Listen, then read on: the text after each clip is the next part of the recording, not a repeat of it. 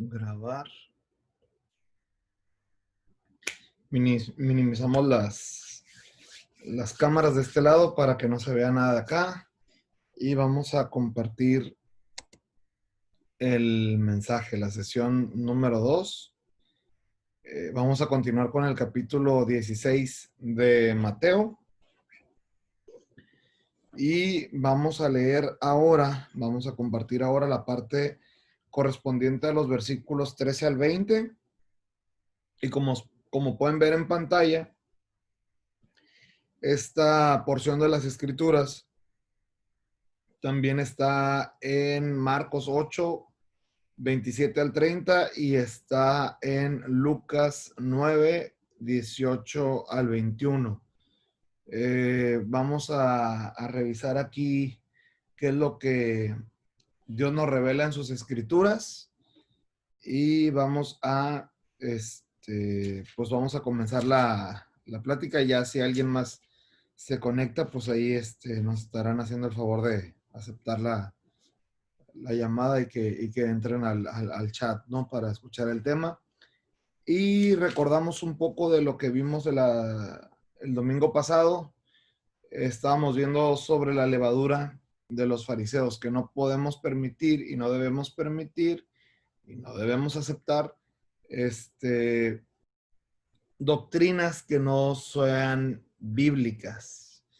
Y no debemos aceptar tampoco que una enseñanza que la sacan de la Biblia, si no va conforme los lineamientos de Dios, o lo que Jesús instruyó, lo que los apóstoles instruyeron, pues no es bíblico tampoco. Entonces, de hecho, este pasaje es muy importante en ese tema y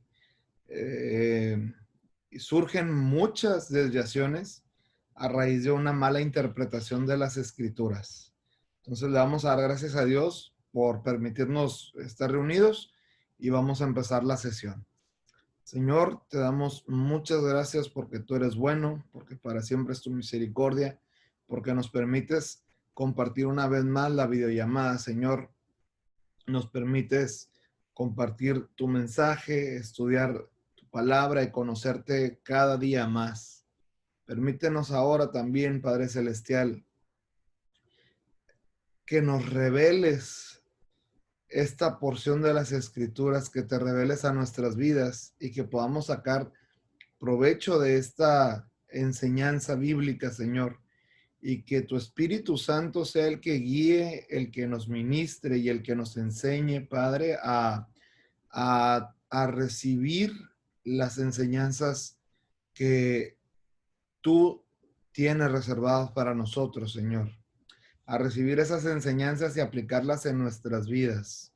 Y también te pedimos que nos ayudes a tener discernimiento sobre las predicaciones, sobre las personas que dicen predicar tu palabra, pero en realidad son lobos disfrazados de oveja. Señor, te damos muchas gracias en esta tarde. Pedimos que sea tu Espíritu Santo el que guíe esta predicación. En el nombre de Jesús. Amén, Señor.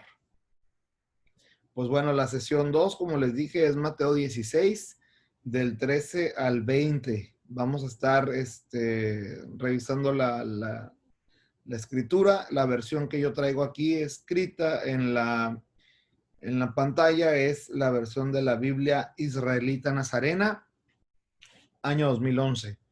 Y dice el versículo 13, cuando llegó Yahoshua a las regiones de Cesarea de Filipo, les preguntó a sus discípulos, ¿quién dice la gente que es el Hijo del Hombre? Y ellos dijeron, unos, Yohanan el Inmersor, otros, Eliyá, y otros, Yirmeyá, o uno de los profetas. Les dijo, ¿pero ustedes quiénes dicen que soy yo? Y respondió Simón Kefá, Simón Pedro, y dijo, tú eres el Mashiach, el hijo del Elohim vivo. Entonces Yahoshua respondió y le dijo, feliz eres, Simón, hijo de Yohanan, porque eso no te lo reveló carne ni sangre, sino mi Padre que está en el cielo. Esta parte de la escritura, regularmente las Biblias, lo que me percaté yo, y a lo mejor ustedes lo pueden ver en sus Biblias, las que vienen separadas por títulos. En la parte superior del versículo 13, algunas Biblias, no digo que todas, pero algunas Biblias marcan este título como la confesión de Pedro. Pero creo más que una confesión, creo más que es la revelación de la persona del rey. ¿Y por qué la revelación? Bueno, porque debemos recordar que las escrituras son cristocéntricas. Estamos enfocándonos en Jesús. Estamos enfocándonos en el Mesías que había de venir. Y entonces, más que una confesión de una persona, es la revelación de la persona. O sea, la revelación de Dios a nuestras vidas, y en ese momento histórico era de Jesús, precisamente, ¿no? Más específicos. Ahora bien, si ven los capítulos anteriores del libro de Mateo, en ningún capítulo podemos ver que Jesús les haya dicho que Él era el Mesías, que Él era el Mesías que había de venir. En ningún capítulo les dijo, ¿no? Inclusive si leemos en el capítulo 8 de Mateo, podemos ver que los discípulos se asombran y dicen, ¿quién es este que aún la naturaleza le obedece? Que aún los vientos se calman, ¿no? Cuando estaban atravesando por el mar de Galilea y que calma los vientos. Entonces, los discípulos todavía no sabían quién era Jesús. Conocían su nombre, sabían que era un mensajero de Dios, pero no sabían el alcance de ese mensajero. No sabían que ese mensajero era el propio Dios, en la figura del Hijo que había venido a cumplir un propósito específico. Y ese propósito específico lo conocemos en las Escrituras, que es la salvación a través del perdón de los pecados a todos aquellos que quieran tener ese perdón. Entonces, continuando con esto, podemos ver la revelación de la persona del rey. El contexto geográfico de esta ciudad es una ciudad que está ubicada al pie del monte del monte Hermón. Ahora, lo que hay que recalcar aquí, lo que hay que recalcar en este pasaje o en esta ciudad, según el comentario bíblico de Albert Burns, un estudioso de 1800, es que ya sea o la ciudad o el culto pagano de esa ciudad estaban tallados en una peña, en una roca.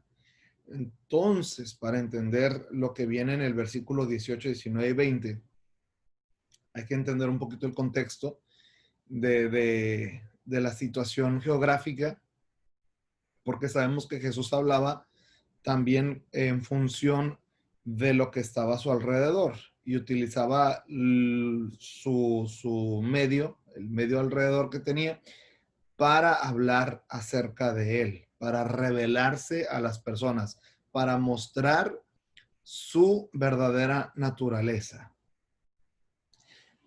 La siguiente pregunta que hace Jesús a sus discípulos es: ¿quién dice la gente que es el Hijo del Hombre?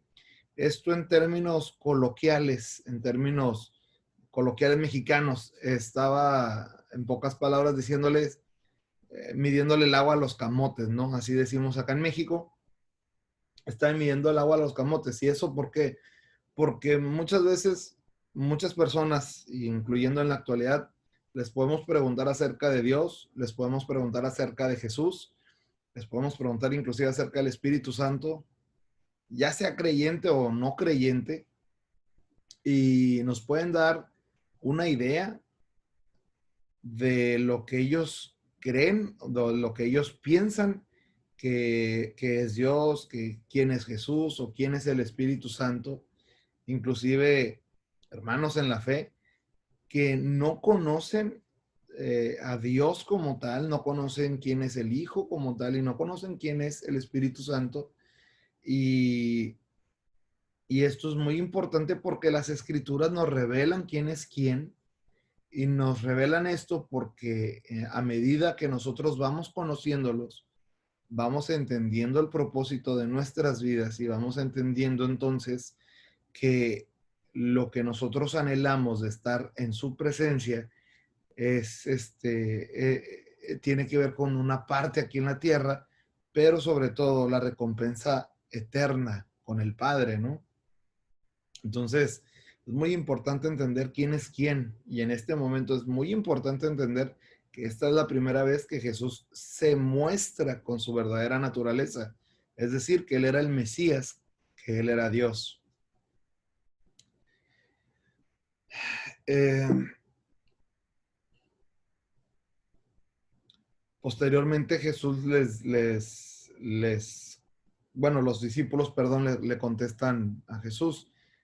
La gente dice que eres Elías o que eres Jeremías o que eres alguno de los apóstoles.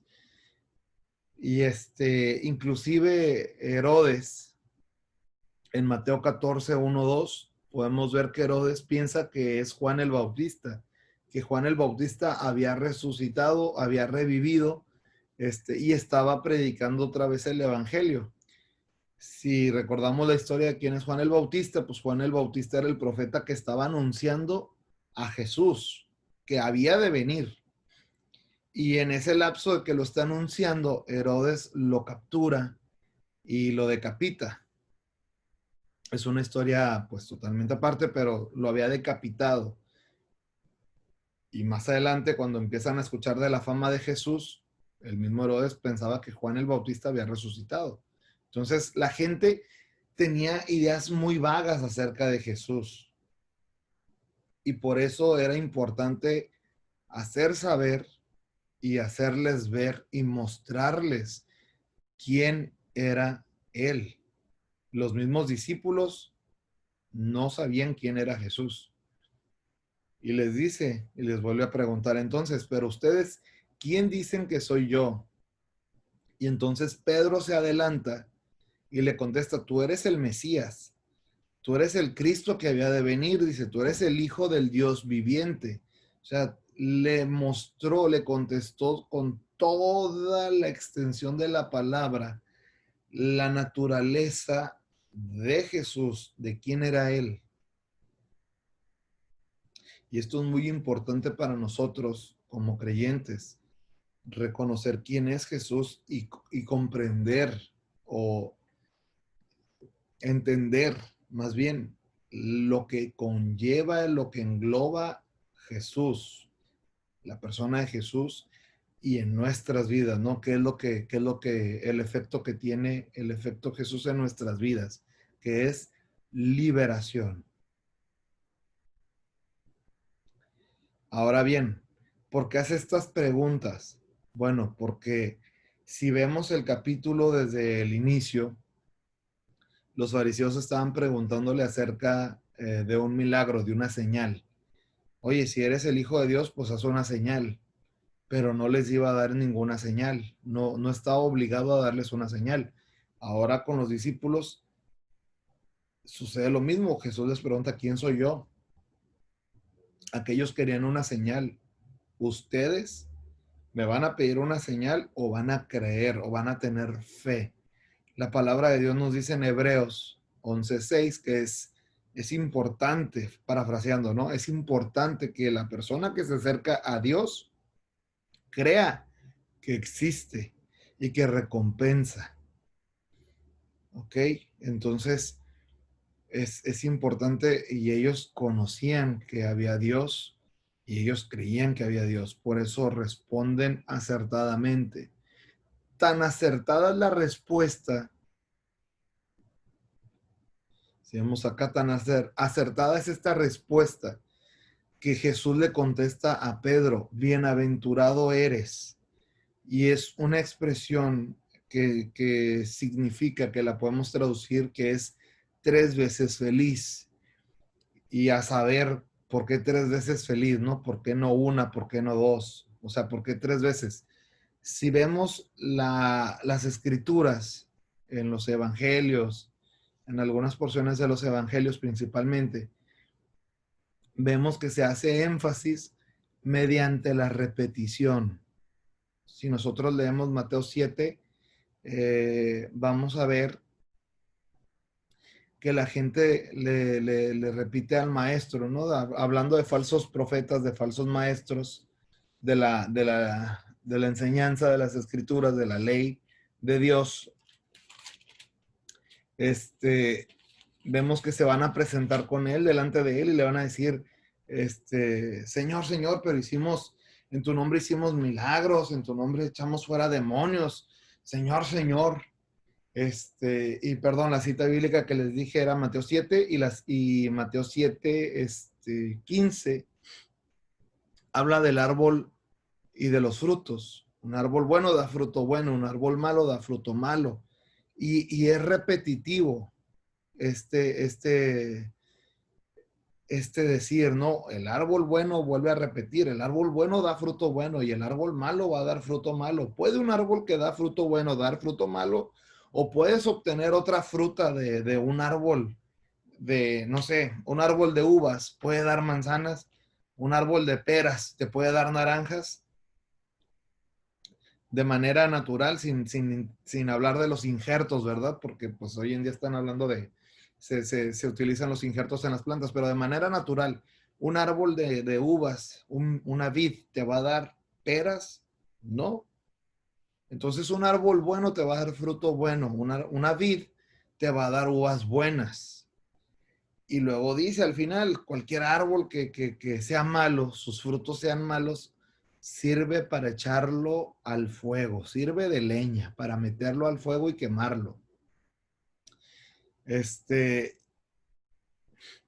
Entonces, esa bienaventuranza con Pedro, esa repetición de bienaventurado, feliz, feliz, feliz, es una expresión de máxima felicidad, porque seguramente Pedro, al estar descubriendo que Jesús era el Mesías, que estaba prometido en las Escrituras, Pedro ha de haber estallado de emoción, de alegría, ¿no? De saber que estaba platicando frente a frente con el Mesías, con esta persona, pues no se lo reveló carne ni sangre, sino mi Padre que está en el cielo. Mateo 11:27 dice que todas las cosas me las ha entregado mi Padre. Nadie conoce bien al Hijo sino el Padre. Y nadie conoce bien al Padre sino el Hijo y aquel a quien el Hijo lo quiera revelar. O sea, ese velo de que estaba ciego Pedro, o sea, ciego espiritualmente, de que no sabía quién era Jesús hasta ese momento, se quitó. Se quitó por completo y comprendió que él era el Mesías. Le fue revelado que él era el Mesías. Después de haberlo seguido, si leemos Mateo en el capítulo 4, lo empiezan a seguir. Y no es hasta el capítulo 16, ya pasó algo de tiempo, cuando saben a quién están siguiendo, cuando se dan cuenta a quién están siguiendo, de quién son discípulos. ¿Ok? Y ahora bien, los versículos 18, 19 y 20 son unos versículos a los que les tenemos que poner mucha atención. Y digo mucha atención porque son uno de los versículos más mal interpretados, más mal razonados. O sea, lo peor que puedas interpretar, lo peor que puedas razonarlo, es lo que está sucediendo en estos versículos. Dice el 18, yo también te digo, continuando la bienaventuranza de Pedro, yo también te digo que tú eres Kefá, y sobre esta roca edificaré mi comunidad, y las puertas del Seol no prevalecerán contra ella. A ti te daré las llaves del reino del cielo. Todo lo que prohíbas en la tierra habrá sido prohibido en el cielo, y lo que permitas en la tierra habrá sido permitido en el cielo. Entonces mandó a los discípulos que no dijeran a nadie que él era el Mesías, que Él era el Cristo, que Él era el Mashiach. Ahora bien, ¿por qué digo que estos versículos son más mal interpretados? Bueno, porque es de estos versículos en los que la Iglesia Católica fundamenta su doctrina papal. ¿Qué es esto, su doctrina papal? Que Jesús escogió a Pedro para que él continuara con el trabajo de Jesús. Y estamos hablando de que no debemos permitir levadura de los fariseos o de falsos maestros. Si Jesús le da su lugar a Pedro, no tiene caso seguir estudiando Mateo y el resto del Evangelio, porque la obra de Jesús no era suficiente. Si Jesús le da su lugar a Pedro, entonces tendríamos que estar estudiando por completo la vida de Pedro hasta el punto en el que él muere y después estudiar por completo la vida de su sucesor y así hasta nuestros días. Lo cual dice de entrada que el trabajo de Jesús no es válido, que la obra redentora de Jesús no sucedió porque ellos son los representantes de Dios. Ellos invalidan entonces que Jesús sea soberano, que Jesús sea Dios, porque si le da su lugar a Pedro, entonces está abdicando al trono, porque Jesús es el rey. Entonces, estamos ante una gran encrucijada de falsa doctrina, por un pasaje que está mal interpretado.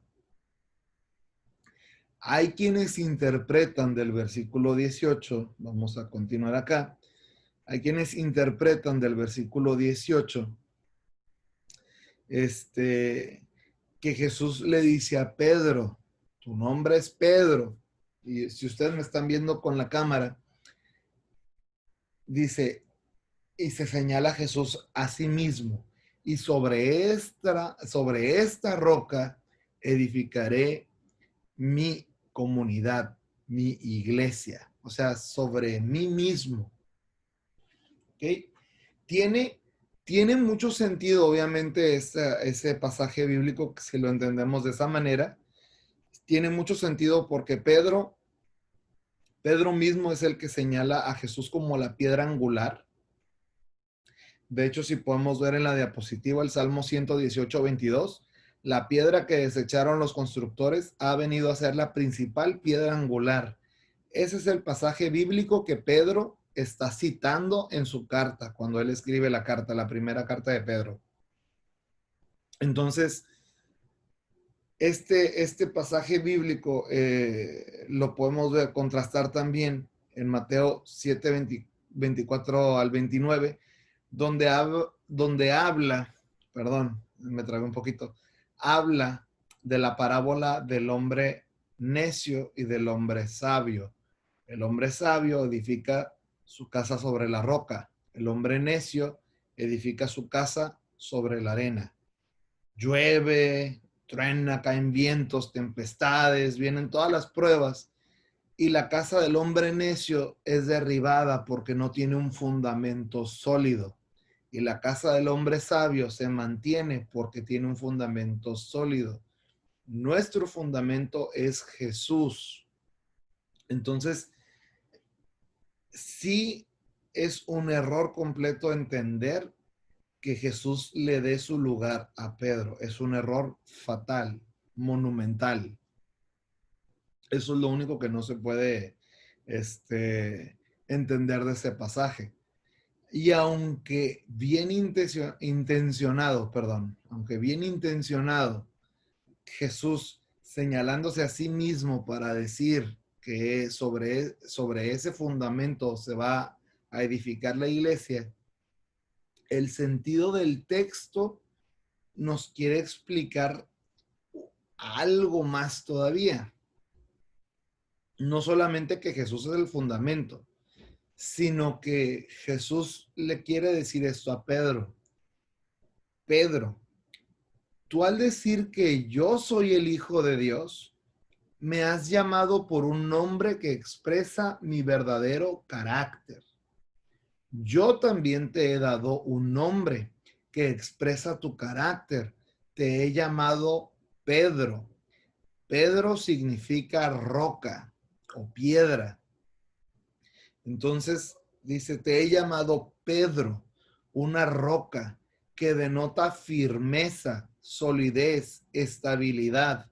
Y tu confesión de fe, o sea, tú eres el Mesías, el Hijo del Dios viviente, esa confesión de fe ha demostrado que el nombre que te di es apropiado.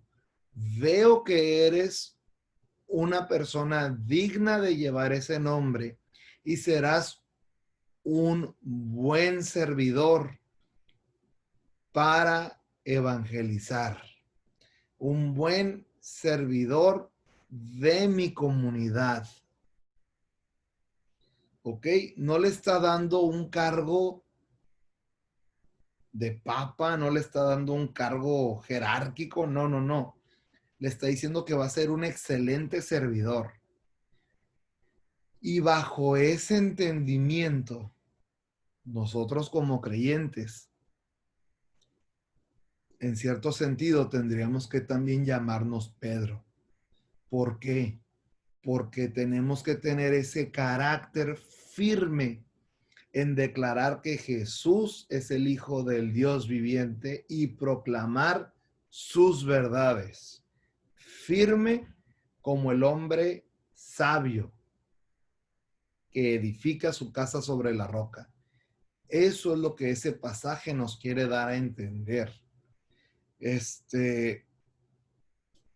Mateo 7, 15 al 20, que es lo que les mencionaba hace ratito, eso es uno de los errores, eso es uno de los errores que comete una persona que no entiende lo que la palabra de Dios dice cuando leemos la Biblia. Y estos errores suceden porque leemos sin estudiar las escrituras, sin orar a que nos revele el Espíritu Santo qué es lo que se quiere decir y sin comparar los pasajes bíblicos para ver si la idea que se nos ocurrió tiene sentido con las verdades espirituales o simplemente es una idea loca que se nos ocurrió. ¿Ok? Ahora bien, dice que las puertas del infierno no prevalecerán. Y esto lo podemos comparar con Proverbios 4:23 y con Job 1:12.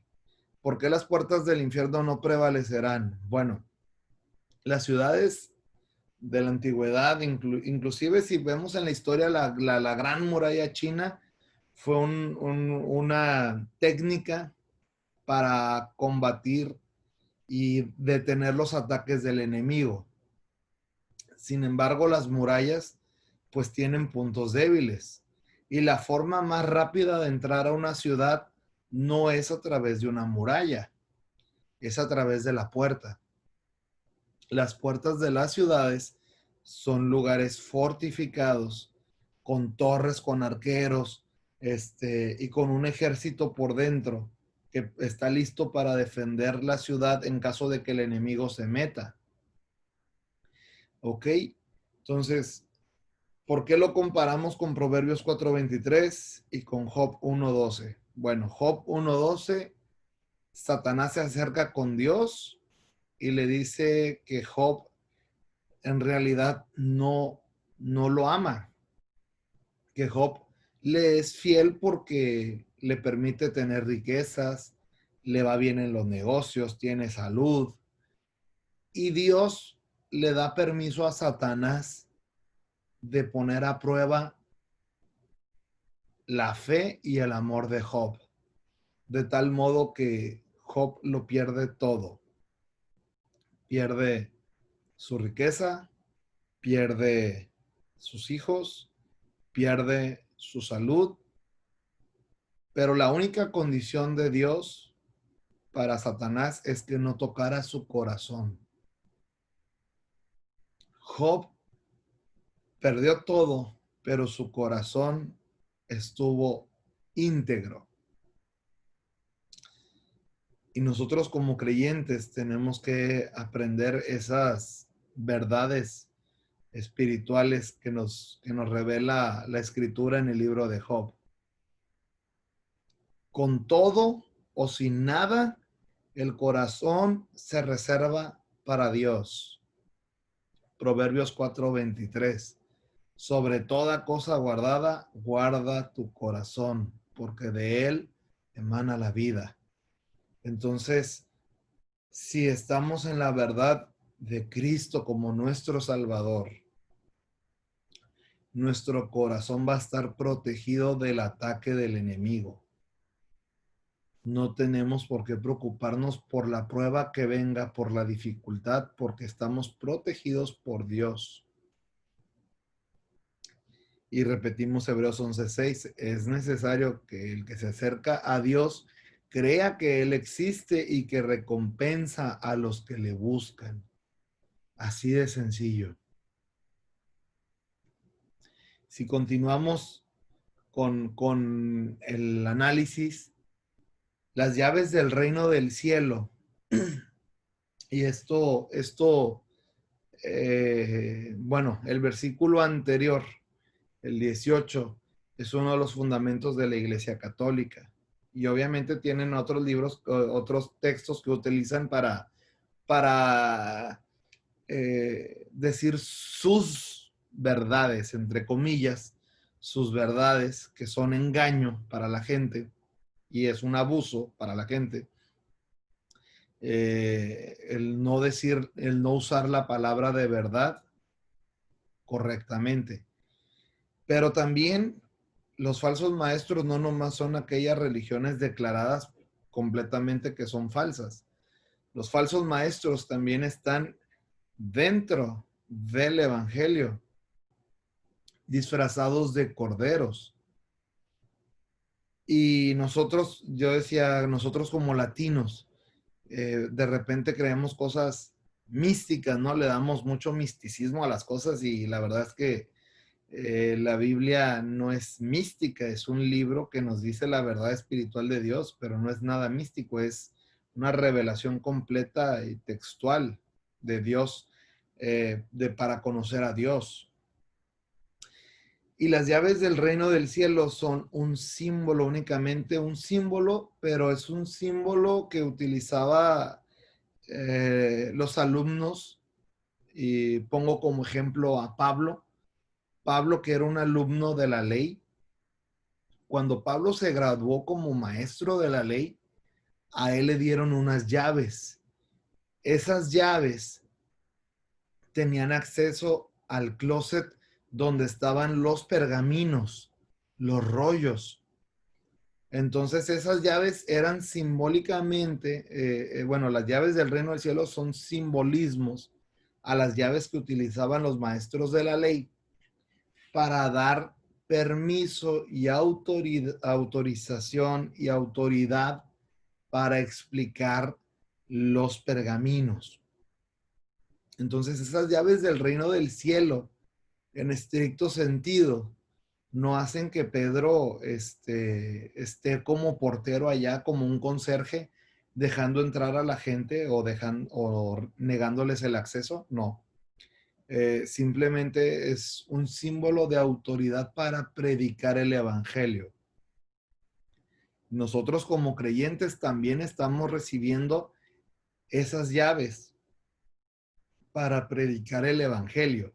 Y el sustento de esto lo encontramos al final de los evangelios, donde nos da la instrucción: vayan por todo el mundo y prediquen el evangelio a toda criatura. En ese momento las llaves se le dan también a la iglesia, a los que pertenecemos a la iglesia. ¿Ok? Continuando con el análisis. También vemos atar y desatar.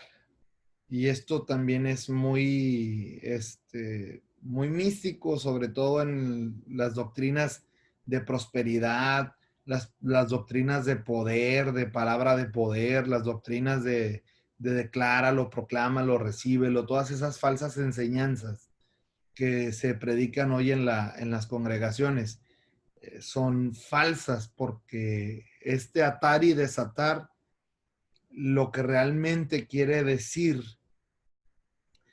era una autoridad, no nomás a Pedro, era una autoridad a los apóstoles y era una autoridad que se vio reflejada o que la vemos reflejada en el libro de Hechos, donde los apóstoles en general, junto con más ancianos, con más seguidores de Jesús, toman decisiones sobre el comportamiento de un cristiano. Ellos no andaban ahí atando y desatando y alineando los cielos y abriendo los cielos, y no andaban haciendo esas cosas. Ellos estaban poniendo los parámetros del comportamiento de un creyente. Es decir, ¿cuándo nos debemos reunir? No, pues la iglesia primitiva comenzó a reunirse los domingos, el primer día de la semana según nuestro punto de vista, ¿no? Que es el domingo. ¿El cristiano debe circuncidarse? No, no es una señal la circuncisión para el cristiano porque ya nos circuncidamos juntamente cuando morimos. Cuando morimos y hacemos el bautismo en agua, estamos muriendo y estamos haciendo ese pacto con, bueno, ese arquetipo de pacto más bien, esa señal con Dios. Entonces, estamos haciendo ese arquetipo, ¿no? Al bautizarnos. La comida. Los judíos no comían ciertas comidas, no comían puerco, no comían lo estrangulado, lo ahogado, no comían sangre, ni de lo ofrecido a los ídolos. Y el cristiano, pues también no debe comer sangre, no debe comer de lo ofrecido a los ídolos. Y lo que entendamos que nos pueda causar un conflicto, si algo nos causa un conflicto en nuestro comportamiento, entonces muy seguro no lo debemos de hacer. Pablo lo expresa en los Romanos, ¿no? Para unos un día es más importante que otro y para otros puede ser toda la semana. Para unos alimentos son importantes no consumirlos y para otros no. Entonces, si algo de esas cosas te causa conflicto, pues no lo hagas. Pero tampoco vas a ir a juzgar a tu hermano que sí come carne de cocodrilo y tú no. Cosas así. Esos parámetros de comportamiento son la autoridad que les dio Jesús a los apóstoles. En Levítico 13, 23, Levítico 13, 3 y 13, 23 nos da ese juego de palabras. El sacerdote declaraba si una persona que tenía lepra estaba sana o seguía impura. Entonces era un juego de palabras de contraste. Puro, impuro. Atar, desatar. Permitir, denegar. Legal, ilegal. Todo este juego de palabras era para el comportamiento de los creyentes. Mateo 18, 18 les repite que ellos tenían ese poder, pero ese poder era la autoridad de establecer los parámetros del comportamiento. ¿Ok? Hoy en día, hoy en día ya no hay concilios que digan un nuevo parámetro del comportamiento. Hay que entender esa parte también. ¿Por qué? Porque esos parámetros están en las escrituras. Los apóstoles nos dejaron el Nuevo Testamento, los profetas y muchos otros autores nos dejaron el Antiguo Testamento. Entonces, entendiendo eso, nuestro parámetro actual son las escrituras y la guianza del Espíritu Santo. No puede venir alguien y decirte una nueva instrucción. No hay tal cosa. Eso es antibíblico.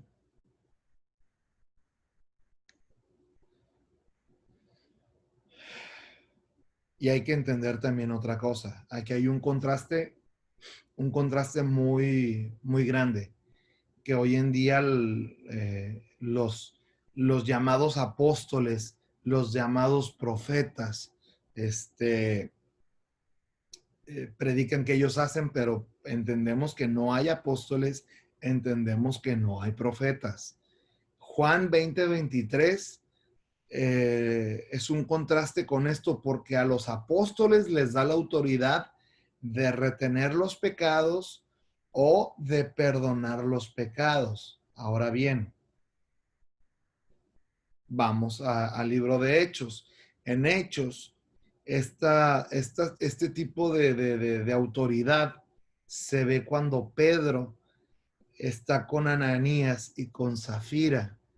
Ananías y Zafira eran unas personas que tenían terrenos y como vieron que la gente se desprendía de sus cosas para servir a Jesús, el ministerio, para apoyarse unos a otros, ellos quisieron formar parte de y vendieron un terreno a una cantidad, pero cuando ellos se acercan a ofrendar, se acercan con mentiras.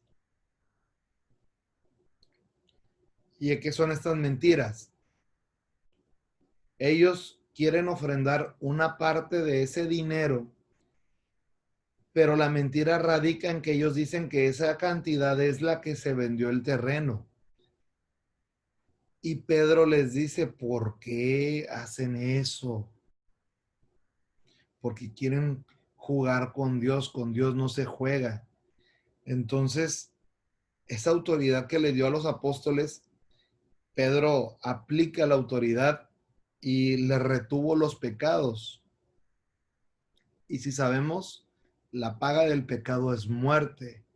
Ananías y Zafira cayeron muertos por vivir en su pecado, por mantener esa mentira. Y como tenían esa autoridad los apóstoles, le retuvo los pecados y la paga del pecado es muerte. Y ese tipo de autoridad no existe en la actualidad tampoco. Esa autoridad se le dio a los apóstoles. No, no hay ninguna persona hoy en día que se diga que es un apóstol del Señor, porque para empezar, la evidencia de ser apóstol es que tenía que haber convivido con Jesús, haber sido un seguidor en aquellos tiempos. Entonces, nadie en la actualidad pudo haber seguido a Jesús en aquellos tiempos. ¿Ok? Ellos fueron doblemente instruidos, los apóstoles. Los apóstoles fueron instruidos por Jesús y los apóstoles fueron instruidos por el poder del Espíritu Santo. Y el poder del Espíritu Santo lo reciben más notablemente en el libro de Hechos. ¿Ok? Y es precisamente en ese momento histórico del libro de Hechos donde Pedro aplica el usar las llaves, porque él es el primer servidor en predicar el evangelio. En el capítulo 2, 14 hasta el 40 y en el capítulo 10, cuando le predica a los gentiles. Lo único que hace Pedro es ser un servidor del reino. Y a eso todos estamos llamados, a ser servidores y a predicar el evangelio. Cualquier creyente verdadero se deja gobernar por el Espíritu Santo y por lo que dicen las Escrituras. Y se interesa en poner a prueba al predicador lo que le está diciendo y lo verifica en las Escrituras, bajo la lupa de las Escrituras para ver si el predicador está diciendo la verdad o si el predicador es un mentiroso. Y eso es importante porque este mensaje lógicamente lo tienen que revisar así a detalle para ver si se le está predicando como debe ser o es un mensaje que no es fiel a las Escrituras. Y por último, cumpliendo los tiempos. El versículo 20, en el versículo 20, Jesús les da una orden, pero una orden imperativa, una orden fuerte. Les dice que no divulguen que Él es el Hijo de Dios. Él les acaba de revelar la noticia más grande del mundo, pero también les dice que no lo revelen. ¿Por qué? Si vemos Eclesiastés capítulo 3, vemos que todo tiene su tiempo. Todo lo que está bajo el cielo tiene su tiempo. Tiempo de nacer, tiempo de morir, tiempo de reír, tiempo de llorar, tiempo de sembrar, tiempo de cosechar. Todo tiene su tiempo. Y en ese momento, en Mateo 16, no era el momento para revelar que Jesús era el Mesías. ¿Por qué? Porque los fariseos, los saduceos, los maestros de la ley, los escribas, los maestros de la ley iban a comenzar a confabular contra Jesús. Por otro lado, los romanos, al enterarse de que un nuevo Mesías estaba caminando entre su imperio, iban a querer matarlo. Entonces, Jesús,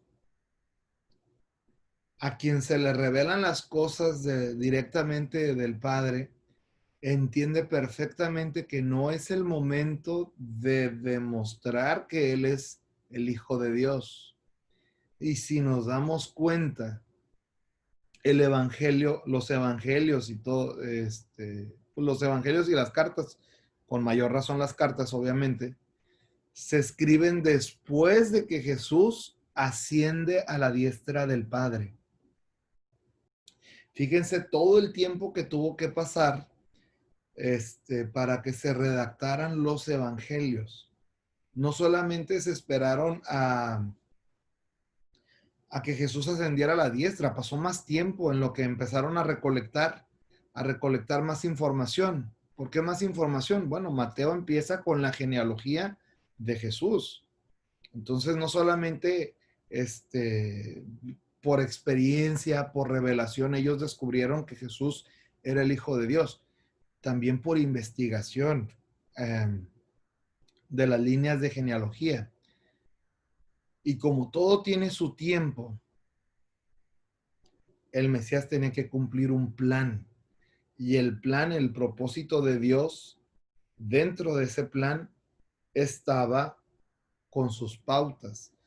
Profecías se habían cumplido cuando Jesús nació, profecías se estaban cumpliendo cuando Jesús estaba predicando el Evangelio y profecías se iban a cumplir cuando Jesús muriera, resucitara y se fuera a la diestra. Pero todo está delimitado en un tiempo perfecto de Dios. ¿Qué nos llevamos esta tarde de enseñanza? Nos llevamos Eclesiastés 3. Todo tiene un tiempo. Nos llevamos perdón, el versículo 16. Tú eres el Mesías, el Hijo del Dios viviente. Dice Pablo en la primera carta a los Corintios, capítulo 12, versículo 3. Nadie que tenga el Espíritu puede maldecir a Jesús. Y nadie que no tenga el Espíritu puede decir, bendito seas Jesús. Entonces, es a través del Espíritu que nosotros podemos tener esa revelación de Cristo en nuestras vidas. Nos llevamos eso porque eso es lo que tenemos que buscar como creyentes. Nos llevamos cuidarnos de la levadura de los falsos maestros. La levadura que empieza el capítulo diciendo, cuídense de esa falsa enseñanza.